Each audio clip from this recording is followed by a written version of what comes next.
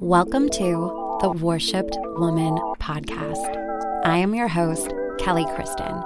I am a life and relationship coach, deep healing facilitator, and subconscious change expert.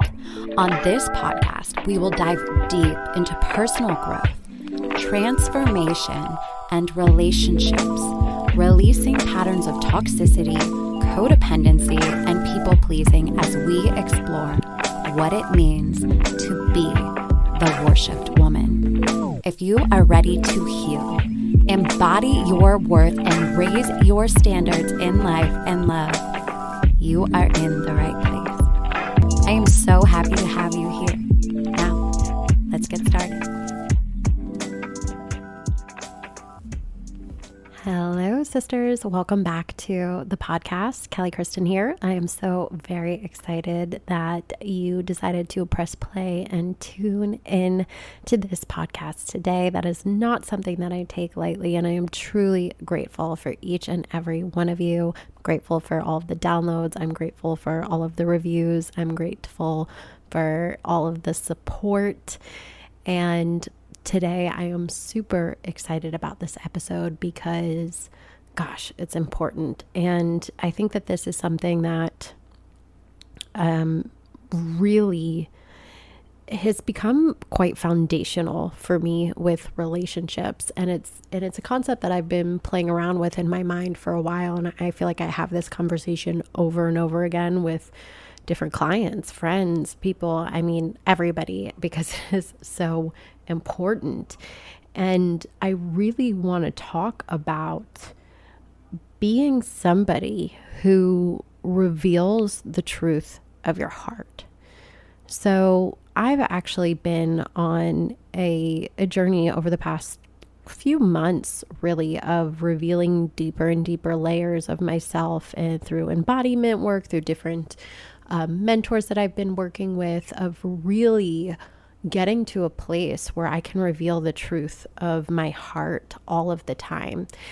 And this is interesting because when you're somebody who's been in toxic relationships, you really can't reveal the truth, right? And in toxic relationships, you constantly feel like you're walking on eggshells. So you really become somebody that has to skirt around the truth. Maybe you don't share certain things about yourself. Maybe you don't share what you're really thinking out of fear of how this person would react or what's going to happen if you say what you're really thinking, right? So you just kind of let those aspects of you die, which is why one of the reasons why toxic relationships are so damaging, because you really lose your identity, because over time you just stop having opinions. You stop really expressing yourself, because you just learn through that relationship that either something bad's going to happen or that it doesn't really matter.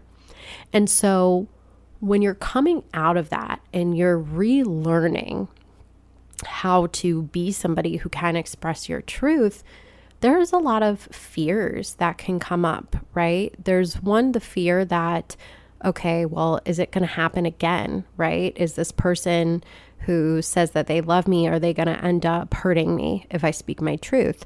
Are they going to end up leaving me? Are they going to end up, not being able to handle my truth? Are they going to end up, thinking that I'm too much, I'm too needy, I have all of these problems. And so we end up being in relationships with people where we aren't really ourselves. And this is an epidemic of sorts when it comes to relationships.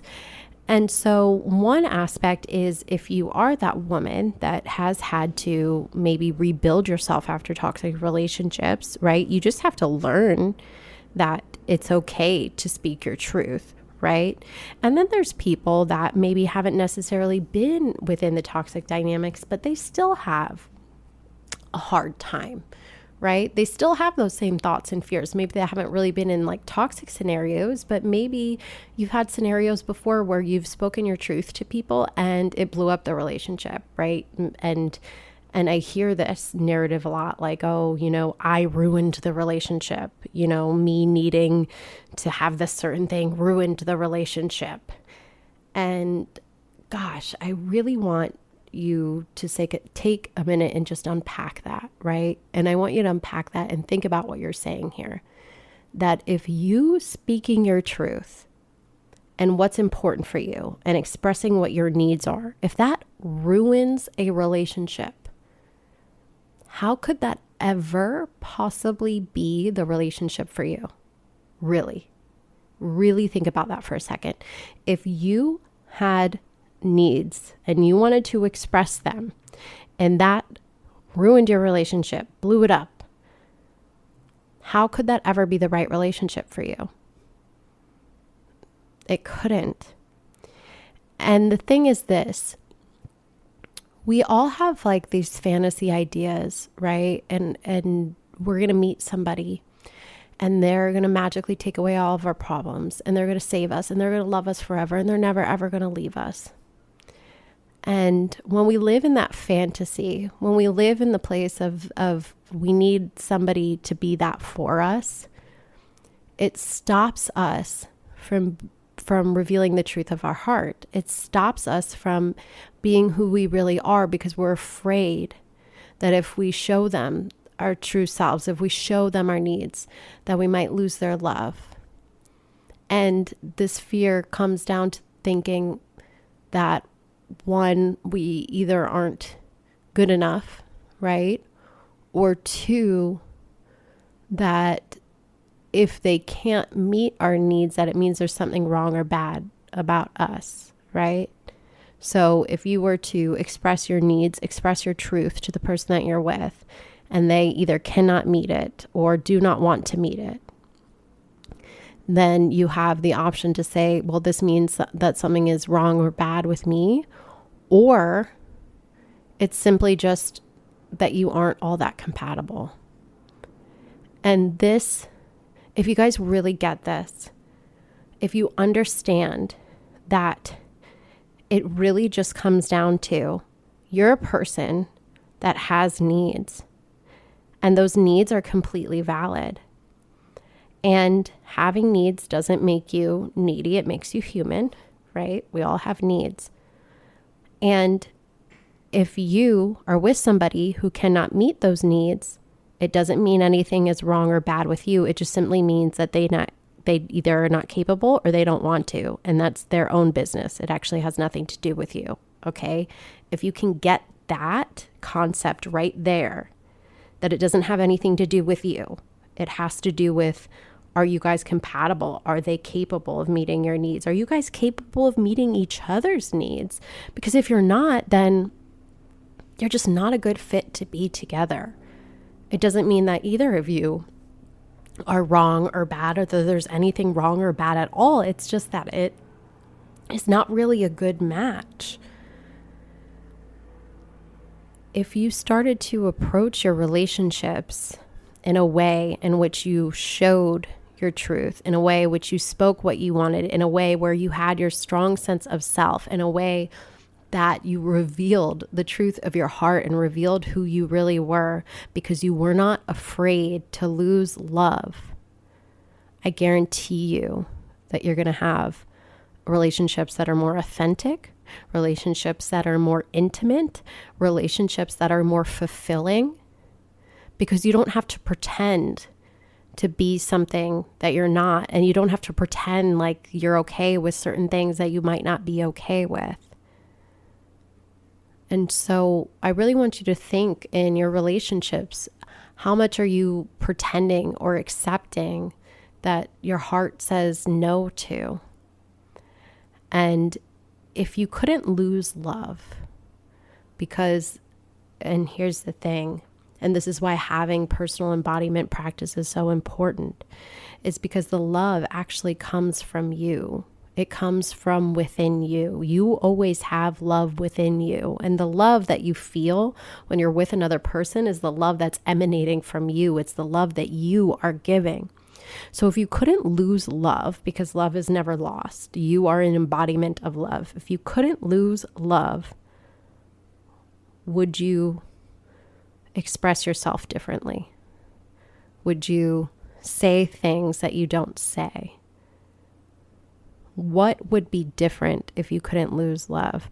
And one of my mentors was walking us through an embodiment practice, and it was about how you can't lose love. And it was like embodying this feeling of I can't lose love. And I love one of the things she said, what would you do if you couldn't lose love? Would you smack your own ass? Would you spit on the floor? Would you, what would you do? And these, of course, are not things that you need to do. But it just kind of made me giggle when I was doing it, because it's like, yeah, if I couldn't lose love, if all of me was good enough, if I was able to fully express myself and just be accepted for who I am, then what? Then what would I do? Then who would I be? Then what would I say?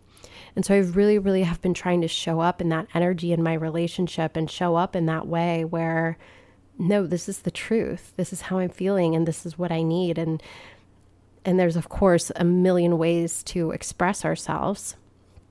And that's a much more nuanced conversation. But I really just want you to draw attention to where you're holding yourself back from expressing yourself out of fear of losing love or fear of seeming needy. And the interesting thing about seeming needy, right? We have this idea, oh, I can't tell them that I need this from them because then I'll be needy. Well, think about what happens if you don't express your needs to somebody. You still have the needs because they are your needs. They're needs. That means you need them. You have them. They're yours, right? So you still have your needs. They're not being met because you're not expressing that they're not being met. This person may or may not know that they're not meeting them, right? But how can they not, how can they meet a need that they don't know that you have, right?